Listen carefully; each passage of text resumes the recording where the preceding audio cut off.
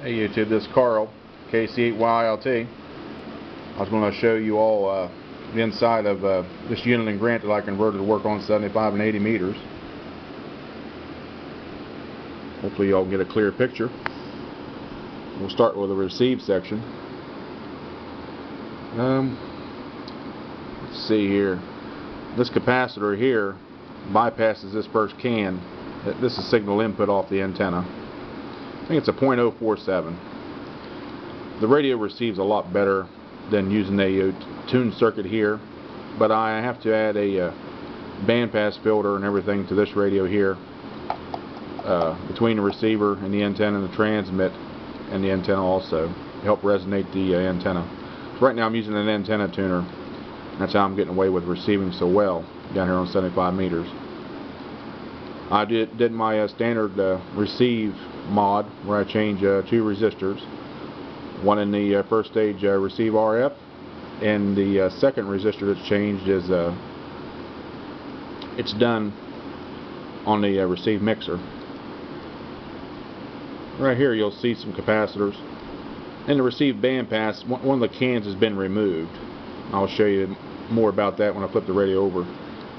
There's actually about 1250 picofarads of capacitance right here to help those cans resonate down to 75-80 meters.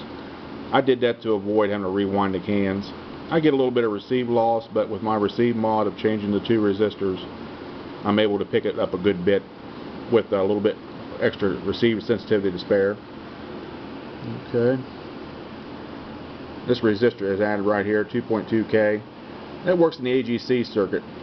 It does improve the receive some, and I believe it makes the AGC work a little faster. That's something I come up with on my own. I'll talk more about that another time. Right here is a tripler can, and there is a disc capacitor thrown across it to help it work down on 75 and 80 meters.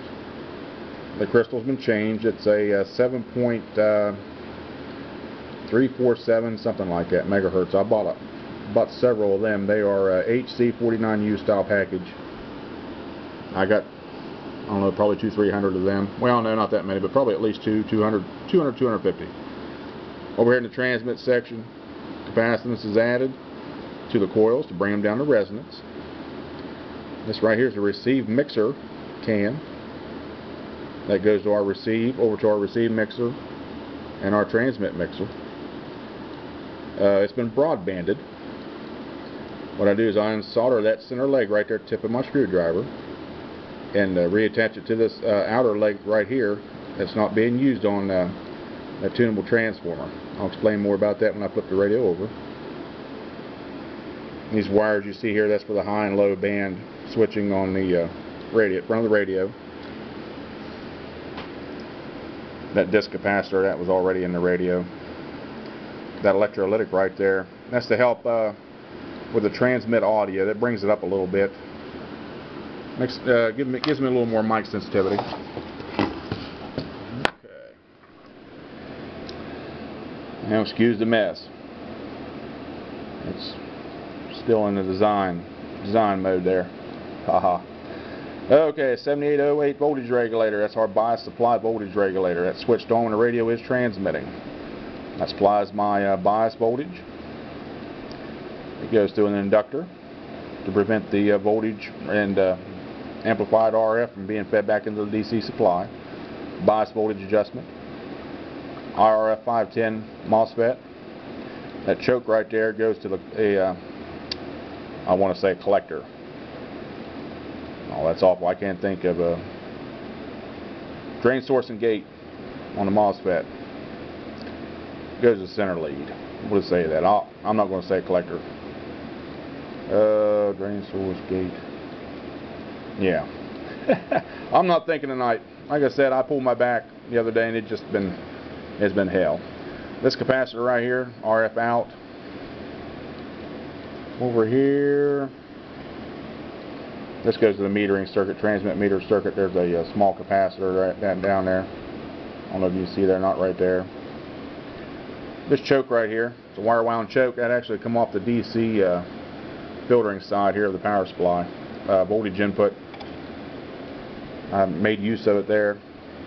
That's to help prevent amplified RF from being fed back into the DC supply. We're using the 2SC 1973 as a RF driver. It's located down in here.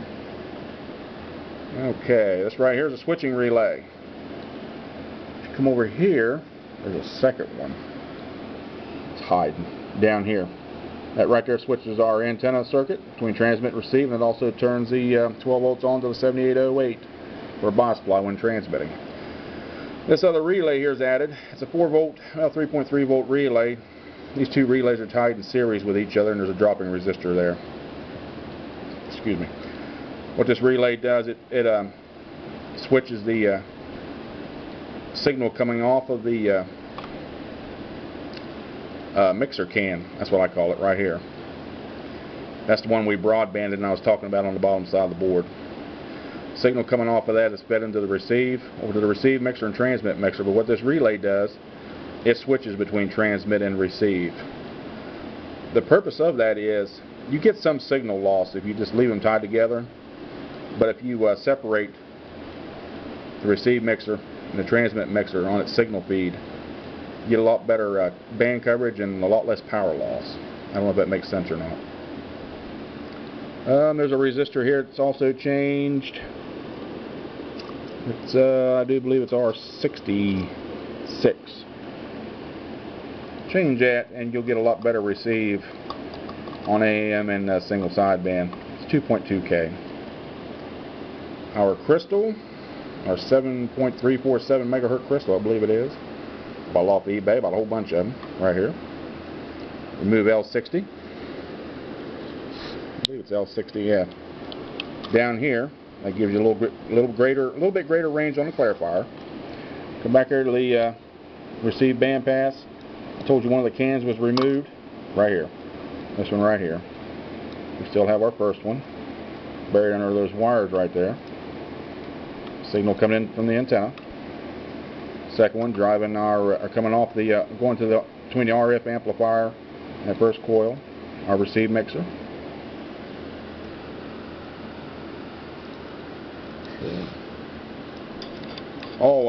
One of my subscribers asked me about the Wolf River antenna.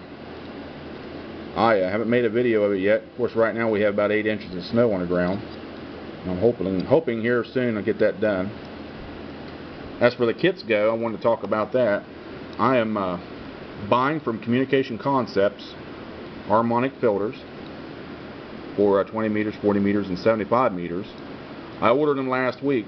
They still haven't come. They're about $15 a piece. I called them today and they said they shipped them last Monday. Well, Monday this week. So I'm hoping they'll be here by tomorrow, which I'll be at work all day, or Monday, which I'll be at work all day, or Tuesday, who knows. But that's what I have going on. And once I get the harmonic filter installed, see how well it works for signal purity, because there is some splattering. I get some imaging, stuff like that. That's common, but you need to keep it tamed down. But I was going to try to wind my own toroids. That's something I'm having trouble with doing correctly. Now my cousin, who's a ham, he's a tech. He's trying to get upgraded to general. He's supposed to be helping me with the kits. He's got the money to invest into the bandpass filters, the harmonic filters. That part he's wanting to take care of. So once he passes his general test, which I'm hoping will be next month, I don't know. That's when they're supposed to be testing again in this area, if I'm not mistaken. He'll be putting those together, and I'll be doing this part right here. He's supposed to be helping me, so we'll see what happens. Anyway, just wanted to share this with you. Try to keep it short and sweet. This is Carl KC8YLT saying 73s and good DX. Thanks for watching.